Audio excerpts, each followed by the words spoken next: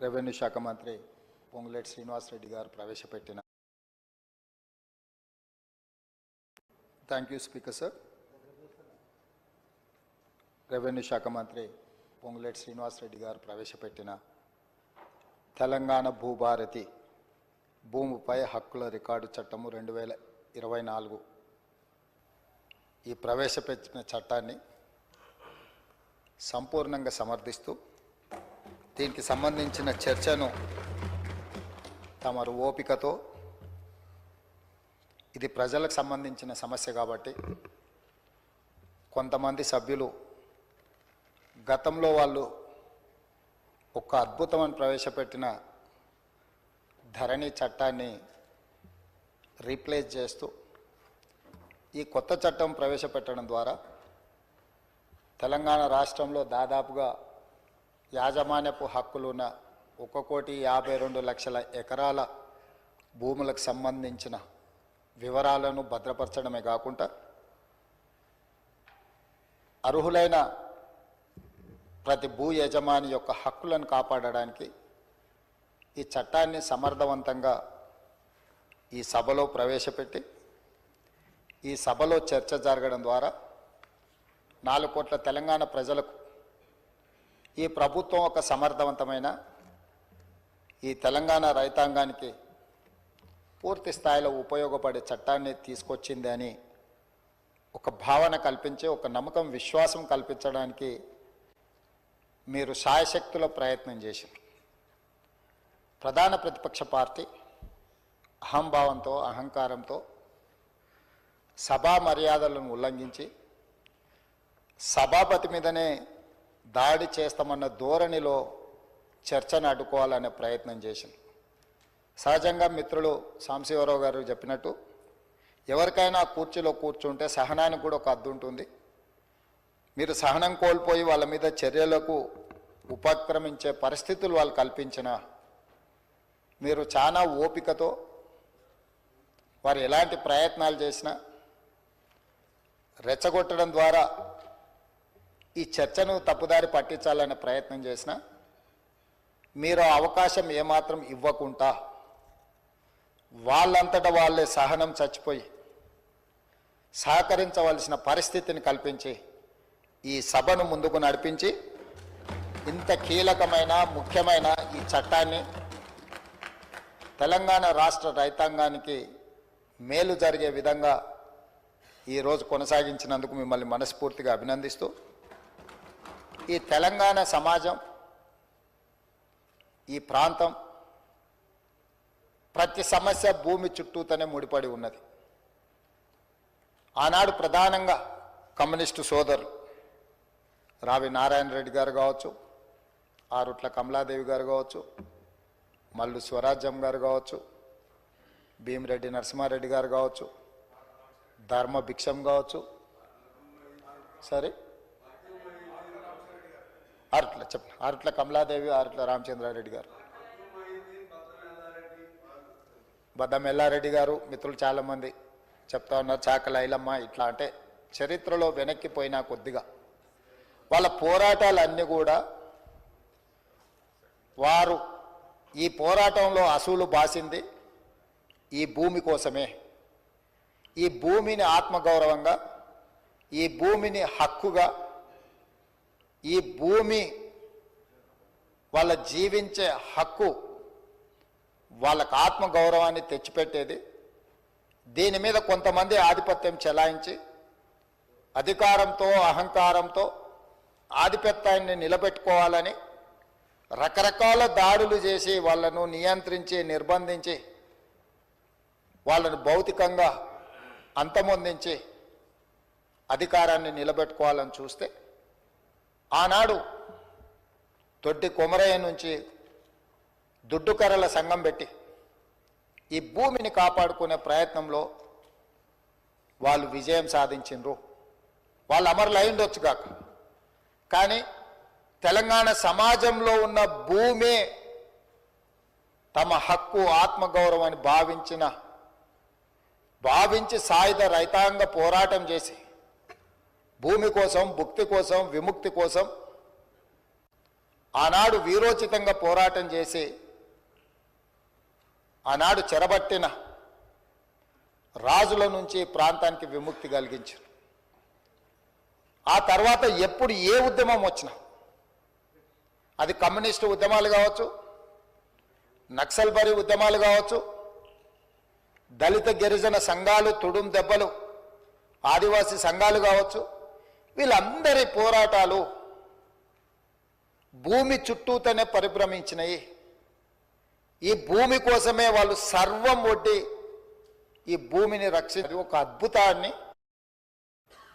లేకపోతే విద్య రాని పేదవాళ్ళ భూములను ఎవరైనా అన్యాక్రాంతంగా అక్రమంగా ఆక్రమించుకుంటే కూడా వాటిని ఆ ఆక్రమణలను తొలగించడం ద్వారా వాళ్ళ హక్కులను కాపాడడానికి అన్ని రకాల చట్టాలను తీసుకొచ్చి తెలంగాణ రాష్ట్రం వచ్చిన తర్వాత మాజీ ముఖ్యమంత్రి చంద్రశేఖరరావు గారు తెలంగాణ రెవెన్యూ రికార్డ్స్ కానీ గత పాలకులు పాటించిన విధానాలు కానీ చేసిన చట్టాలు లోపభూయిష్టంగా ఉన్నాయి. ఇవి ఏమాత్రం ప్రయోజనకరంగా లేవు. ఈ చట్టాలను అన్నిటిని మార్చాలి. దానికోసం నా మెదడునంతా రంగరించి 80,000 పుస్తకాలు చదివి ఒక అద్భుతాన్ని, ఒక అద్భుతమైన సాంకేతిక నైపుణ్యాన్ని ఆవిష్కరిస్తున్న దాని పేరే ధరణి అని చెప్పి చంద్రశేఖరరావు గారు మనకి ఇదే సభలో చెప్పిండ్రు, వివిధ వేదికల మీద కూడా చెప్పిండ్రు అధ్యక్ష.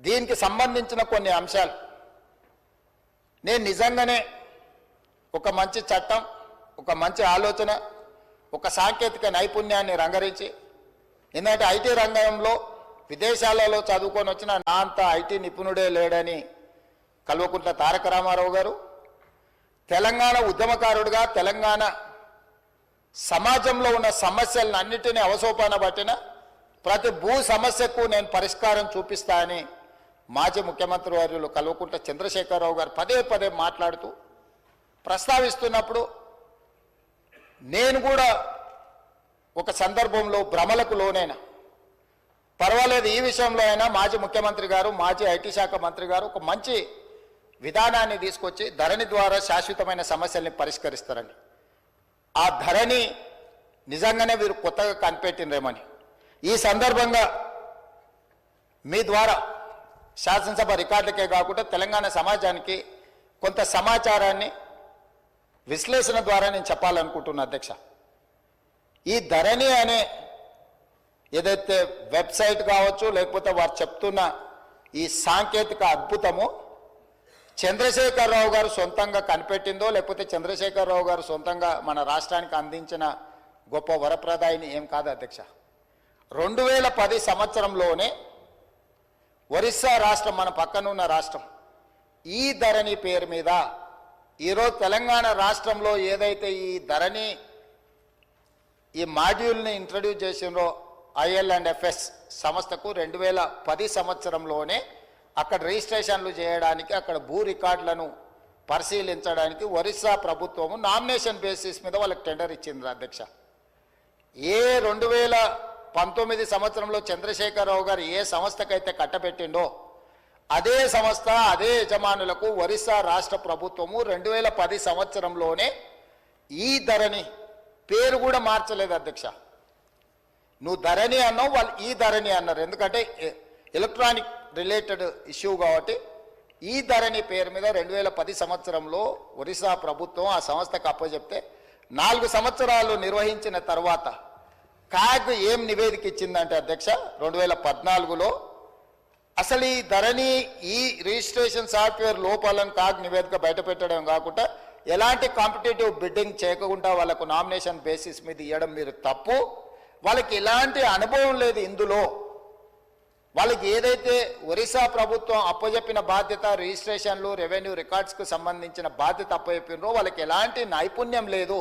ఇలాంటి నైపుణ్యం లేని సంస్థకు, లోపభూయిష్టంగా నిర్వహిస్తున్న సంస్థకు మీరు ఇవ్వడం 100% అని తప్పుపట్టడమే కాకుండా ఎన్ఐసి, కేంద్ర ప్రభుత్వ రంగ సంస్థ అయిన ఎన్ఐసికి ఇలాంటి సంస్థల్ని మీరు అసలు పక్కన పెట్టి వాళ్ళకి ఇవ్వకుండా వీళ్ళకి ఇవ్వడం తప్పు అని చెప్పి కాగ్ నివేదిక ఇచ్చింది అధ్యక్ష 2014లో. ఇక్కడ తమరి ద్వారా నేను తెలంగాణ ప్రజలకు నేనేం చెప్పదలుచుకున్నా అంటే, చంద్రశేఖరరావు గారు 2018, 2019 ఆ తర్వాత వివిధ సందర్భాలలో మాట్లాడిన మాటలు వారి మెదడునంత రంగరించి ఒక అద్భుతాన్ని, ఒక అమృతాన్ని తీసి అమృతంలో నుంచి సృష్టించిన ధరని వారి యొక్క ఆలోచన అనేది అయితే చెప్పిండో అది శుద్ధ తప్పు. 2010 సంవత్సరంలోనే ఐఎల్&ఎఫ్ఎస్ కంపెనీ ఈ విధానాన్ని ఒరిస్సా ప్రభుత్వానికి చేరవేస్తే ఒరిస్సా ప్రభుత్వం వాళ్ళ కాంట్రాక్ట్ ఇస్తే 4 సంవత్సరాలు నిర్వహించిన తర్వాత క్యాగ్ నివేదిక 100% తప్పు పట్టింది. ఈ లోపభూయిష్టమైన ఏమాత్రం ప్రజలకు ఉపయోగపడని ఈ సాంకేతిక నైపుణ్యాన్ని ఎందుకు తెలంగాణ రాష్ట్ర ప్రజల నెత్తి మీద చంద్రశేఖరరావు గారు రుద్దినరో ఇప్పుడు మనం ఆలోచన చేయాలి. అంటే ఒక రాష్ట్రము 4 సంవత్సరాలు ఈ ప్రయోగం చేసి ప్రయోగం ద్వారా సత్ఫలిత సాధించకపోను దీనివల్ల ప్రయోజనం లేదని కేంద్ర ప్రభుత్వ రంగ సంస్థ అయిన క్యాగ్ కాంప్ట్రోలర్ ఆడిటర్ జనరల్ తప్పు పట్టిన తర్వాత కూడా చంద్రశేఖరరావు గారు దీన్ని ఎందుకు తెలంగాణ ప్రజల నెత్తి మీద రుద్దిండో తెలంగాణ ప్రజలకు చెప్పవలసిన బాధ్యత ఈ రాష్ట్ర ముఖ్యమంత్రిగా నా మీద ఉన్నది. అధ్యక్ష ఈ ఐఎల్&ఎఫ్ఎస్ కంపెనీ గురించి కొంచెం చర్చించుకోవాలంటే కొంచెం వెనక్కి వెళ్ళాలి అధ్యక్ష. 2011కి వెళ్ళాలి మనం. 2011లో సత్యం కంప్యూటర్ రిలేటెడ్ మేటాస్ అనే సంస్థ, సత్యం రామలింగరాజు గారు ఆనాడు దేశాన్నే కాదు ప్రపంచాన్నే తప్పుదోవ పట్టించి ప్రపంచం ముందు భారతదేశం యొక్క సంస్థలు మోసాలు చేస్తాయని ఏదైతే కేసు వచ్చిందో 2011 సంవత్సరంలో మన పరువు ప్రతిష్టను మంట గలిపిన సత్యం కంప్యూటర్స్, మేటాస్ ఈ సంస్థలన్నీ కూడా ఆ రోజు రామలింగరాజు గారి కేసులో ఇరుక్కొని జైలుకు పోయి ఆ సంస్థలన్నిటిని కూడా దివాలా తీసే పరిస్థితిలో నుంచి ఈ మేటాస్ అనే సంస్థని ఐఎల్&ఎఫ్ఎస్ సేకరించింది అధ్యక్ష. సత్యం రామలింగరాజుకు సంబంధించిన సంస్థల్ని ఐఎల్&ఎఫ్ఎస్ అనే సంస్థ 2011 సంవత్సరంలో క్రిమినల్ కేసెస్లో ఇరుక్కొని అందులో ఉన్న సంస్థల్ని ఐఎల్&ఎఫ్ఎస్ సంస్థ సేకరించింది. సత్యం రామలింగరాజు గారి కుమారుడు తేజరాజు గారికి సంబంధించిన సంస్థలు ఐఎల్&ఎఫ్ఎస్ సేకరించి ఆ రోజు వాళ్ళిద్దరికీ ఒక అనుబంధం ఏర్పడ్డది అధ్యక్ష. ఆ అనుబంధంతో కొనసాగింపులో భాగంగా 2018 సంవత్సరంలో ఐఎల్&ఎఫ్ఎస్ సంస్థ గాదే శ్రీధర్ రాజుకు సంబంధించిన ఇంకొక సంస్థ వీళ్ళందరూ జాయింట్ వెంచర్ కింద తెలంగాణ రాష్ట్రం ఇద్దామనుకున్న ధరణి పోర్టల్ టెండర్లో భాగస్వామ్యం తీసుకున్నారు అధ్యక్ష. 2018 సంవత్సరంలో తెలంగాణ రాష్ట్ర ప్రభుత్వం portal development and maintenance and control కోసం 2018లో టెండర్ పిలిచింది అధ్యక్ష.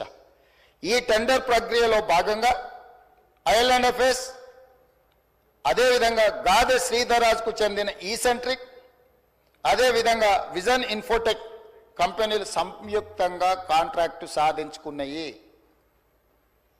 యువరాజుకు అత్యంత సన్నిహితులు ఎవరో తమరికి తెలుసు అధ్యక్ష. యువరాజు వెనకాల ఉండి ముందల గాదే శ్రీధర్ రాజు వెనకాల సత్యం మేటాస్ కంపెనీలను చేపట్టిన ఐఎల్&ఎఫ్ఎస్ సంస్థను ముందలబెట్టి టెండర్లో భాగస్వామ్యం చేసి ఆ పని దక్కించుకున్నారు అధ్యక్ష. ఈ 2017 సంవత్సరంలోనే ఈ ఐఎల్&ఎఫ్ఎస్ సంస్థ దివాలా తీయడమే కాకుండా క్రిమినల్ కేసులలో వీళ్ళు కూడా ఇరుక్కున్నారు అధ్యక్ష.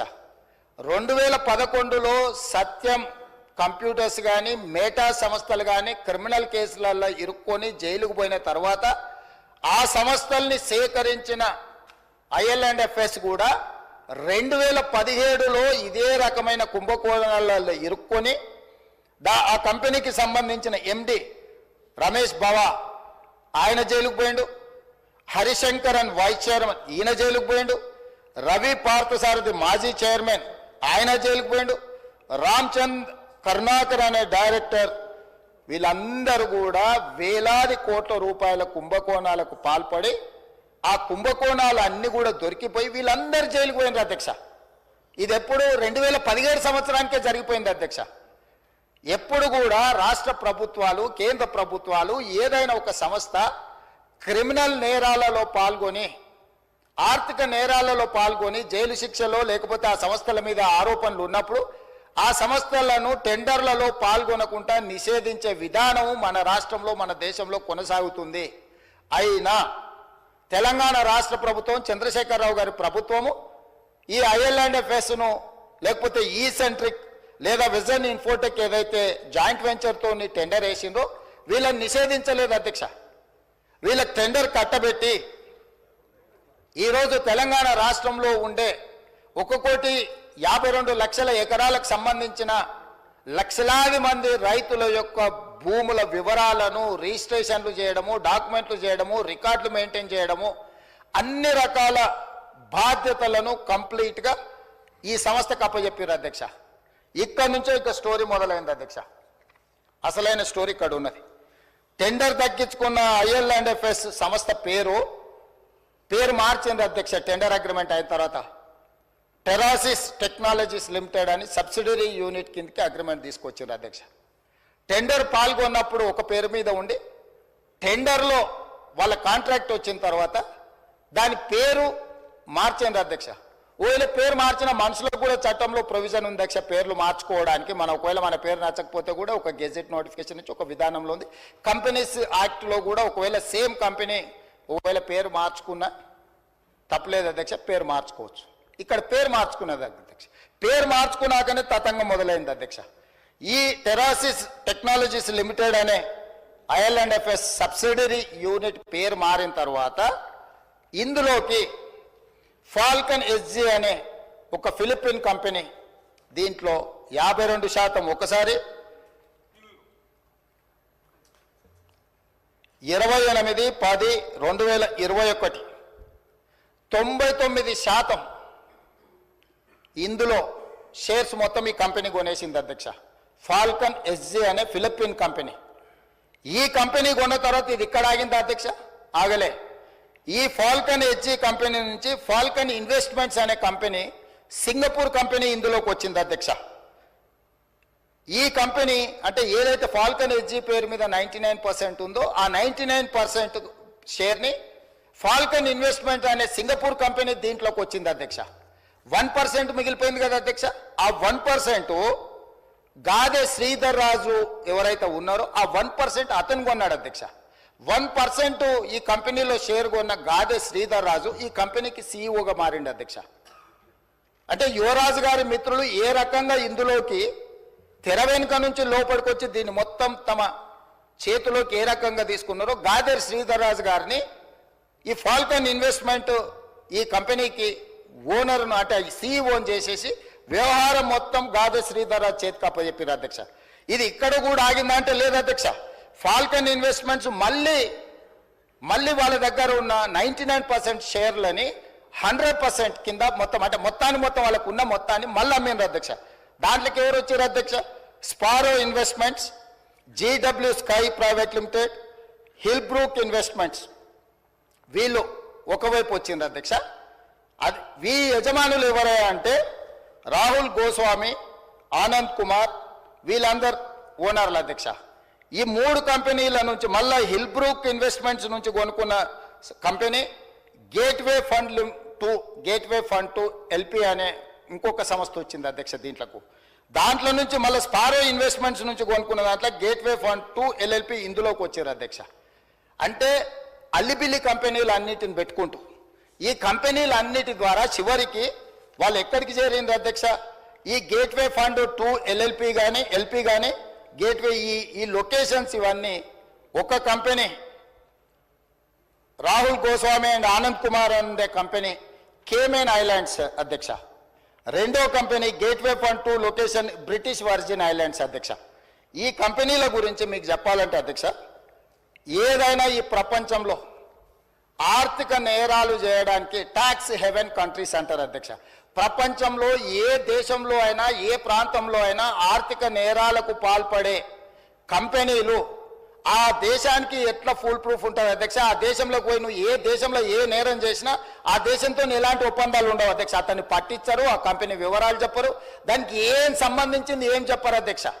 అదేవిధంగా ఇందులోకి గాదే శ్రీధర్ రాజు గారు రిలేటెడ్ కంపెనీలు పారాడిమ్ ఇన్నోవేషన్స్ ఎల్ఎల్సి, అదేవిధంగా క్వాంటెల్లా ఐఎన్సి, ఈ రెండు అమెరికా కంపెనీలు వచ్చినాయి అధ్యక్ష. సో ఎక్కడైతే టెర్రాసిస్ టెక్నాలజీస్ లిమిటెడ్లో బయలుదేరిన మన స్టేట్ అగ్రిమెంటు ఫిలిపిన్ దేశానికి పోయింది, ఫిలిపిన్ దేశాన్ని నుంచి సింగపూర్ దేశానికి పోయింది, సింగపూర్ దేశాన్ని నుంచి మళ్ళీ కేమెన్ ఐలాండ్స్కి పోయింది, తర్వాత వర్జిన్ ఐలాండ్స్కి పోయింది, తర్వాత అమెరికా దేశంలో ఉండే రెండు కంపెనీలు. చివరికి ఈ కంపెనీలు ఈ సంస్థలను నిర్వహించే వాళ్ళు ఈ కేమెన్ ఐలాండ్స్లో వర్జిన్ ఐలాండ్స్లో తేలింది అధ్యక్ష. ఈ రెండు దేశాలు ఎట్లాంటివి అంటే ప్రపంచంలో ఏ ఆర్థిక నేరం జరిగినా ఆ ఆర్థిక మూలాలు పనామా లీక్స్ కానీ లేకపోతే మీరు ఈ ప్రపంచంలో జరిగిన ఏ పెద్ద ఆర్థిక నేరాన్ని ఎత్తికినా ఆ సంబంధించిన కంపెనీలు ఈ రెండు దేశాలలో ఉంటాయి అధ్యక్ష. ఆ దేశాలలో ఉన్న కంపెనీలు ఈరోజు ఈ టెరాసిస్ ఏదైతే ఈ ధరణి ఏదైతే ఉందో ఈ ధరణి మొత్తం ఆ దేశానికి వెళ్ళిపోయింది అధ్యక్ష. ఎవరో దాని ఓనర్లు అంటే అధ్యక్ష ఫాల్కన్ ఇన్వెస్ట్మెంట్ ప్రైవేట్ లిమిటెడ్లో ఉన్న ఓనరు ఏదైతే ఈ సింగపూర్ బేస్డ్ కంపెనీ ఉందో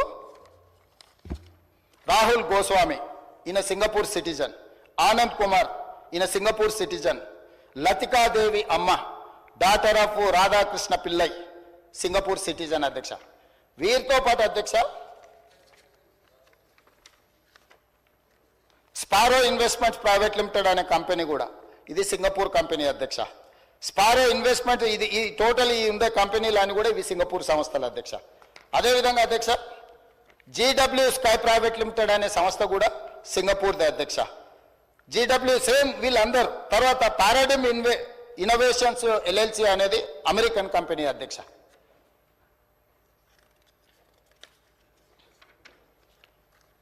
అదేవిధంగా హిల్ బ్రూక్ ఇన్వెస్ట్మెంట్స్ అనే లిమిటెడ్ అనే కంపెనీ పేరు చెప్పిన కదా అధ్యక్ష, వర్జిన్ ఐలాండ్స్ బ్రిటిష్ అధ్యక్ష.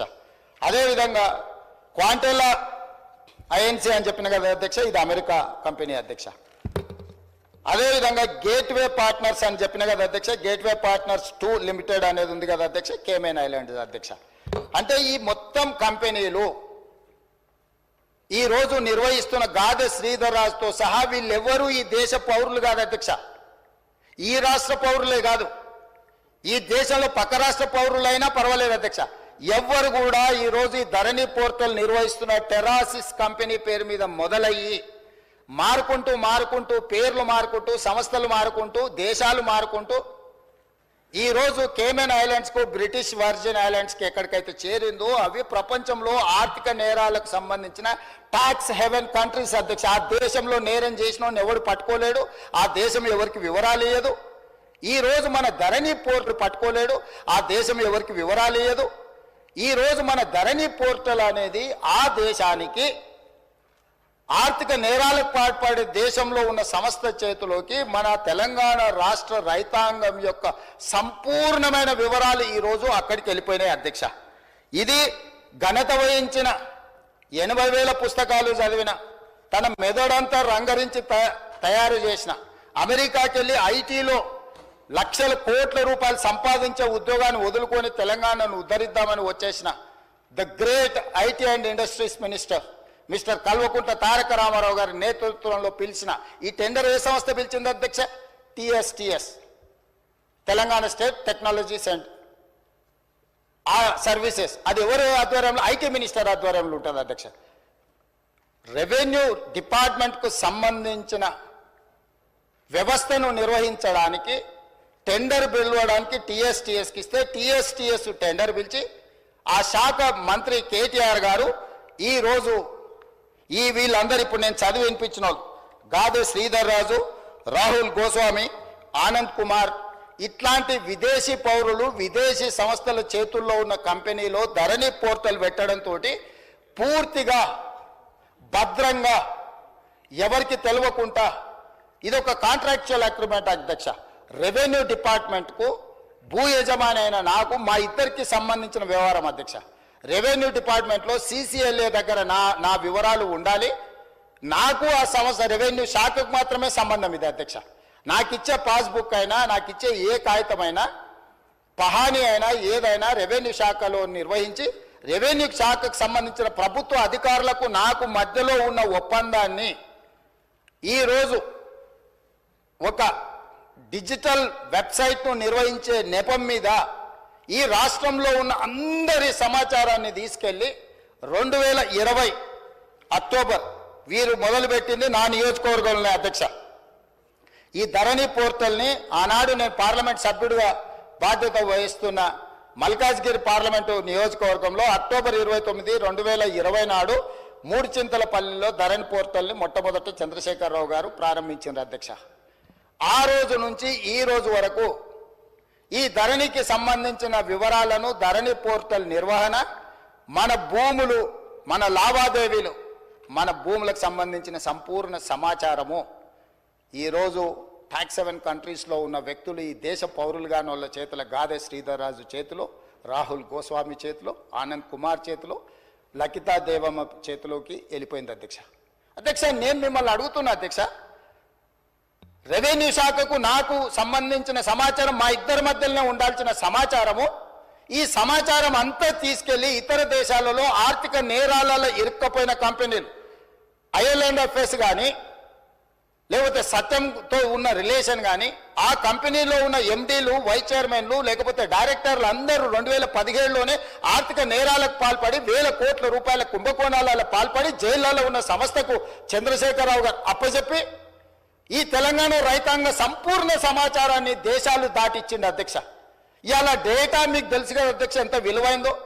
ఒక రిజిస్ట్రేషన్ చేయాలంటే అధ్యక్ష నా ఆధార్ కార్డ్ నెంబర్ ఇవ్వాలి, నా బ్యాంకు ఖాతా ఇవ్వాలి, నా టెలిఫోన్ నెంబర్ ఇవ్వాలి.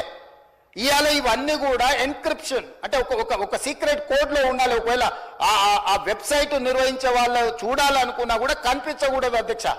కానీ క్లియర్గా వాళ్ళ దగ్గర డేటా కనిపిస్తుంది అధ్యక్ష. ఈ రోజు ఈ నిర్వహణలో ఈ రాష్ట్రంలో 2020 నుంచి ఇప్పటి వరకు జరిగిన ప్రతి ట్రాన్సాక్షన్కు సంబంధించిన ఆధార్ కార్డు, బ్యాంకు ఖాతా నెంబర్, టెలిఫోన్ నెంబర్, అన్ని వివరాలు ఈ రోజు పూర్తిగా క్రిస్టల్ క్లియర్గా వాళ్ళ చేతులకు వెళ్ళిపోయి ఇతర దేశాలు, దేశ సరిహద్దులు దాటిపోయి ఇతర దేశాలు, ఆర్థిక నేరాలకు పాల్పడుతున్న దేశాలకు మన రాష్ట్రంలో ఉన్న సంపూర్ణమైన రెవెన్యూ సమాచారం అని తెలిపోయింది అధ్యక్ష. ఇది ఎంత తీవ్రమైన నేరం అంటే ఈ నేరానికి శిక్ష అనేది ఏ స్థాయిలో విధించాలనో చట్టాలన్నిటిని కూడా చదవాల్సిన పరిస్థితి ఈరోజు ఈ రాష్ట్రంలో చంద్రశేఖరరావు గారు కల్పించారు అధ్యక్ష. అధ్యక్ష, ఈరోజు ఇంత నమ్మకంగా ఒక ప్రభుత్వం మీద నమ్మకం ఉండి ప్రజలు తమ సంపూర్ణమైన సమాచారాన్ని ప్రభుత్వం దగ్గర పెడితే ఆ ప్రభుత్వంలో ఉన్న పెద్దలు ఆ నమ్మకాన్ని వమ్ము చేసి తెలంగాణ ప్రజలకు ద్రోహం చేసి మోసం చేసి సంపూర్ణ సమాచారాన్ని క్రిమినల్స్ చేతుల క్రిమినల్ కేసెస్ ఎదుర్కొంటున్న కంపెనీల చేతులకి సంపూర్ణంగా సమాచారాన్ని బదిలీ చేసిండ్రంటే దీని మీద ఏ రకమైన విచారణ చేయాలనో తెలంగాణ సమాజం ఆలోచించాలి, ప్రతిపక్షాలు అందరూ కూడా ఆలోచించాలి అధ్యక్ష. అధ్యక్ష, ఈ కంపెనీలు అన్నిటిని కూడా ఏ ఒక్క కంపెనీ కూడా ఈ దేశంది కాదు అధ్యక్ష. ఇవాళ ఈ సాంకేతిక నైపుణ్యం ఈ ధరణియో లేకపోతే IL&FS కాదు అధ్యక్ష. ఎప్పుడో తెలంగాణ రాష్ట్రంలో, ఉమ్మడి రాష్ట్రంలో, ఈ దేశంలోనే NIC వెబ్ ల్యాండ్ అనే ఒక వెబ్సైట్లో సంపూర్ణమైన ఇట్లాంటి డిజిటల్ వ్యవస్థ కేంద్ర ప్రభుత్వం పరిధిలో ఉన్న NIC దగ్గర సంపూర్ణంగా ఉంది అధ్యక్ష. ఇవాళ గుడ్ గవర్నెన్స్ మన దగ్గర ఉంది అధ్యక్ష. మనం లక్షలాది రాష్ట్రాల, దేశాల పరీక్షలు మనం నిర్వహిస్తున్నాం అధ్యక్ష. మరి చెన్నారెడ్డి మానవ వనరుల విభాగంలో అద్భుతమైన సాంకేతిక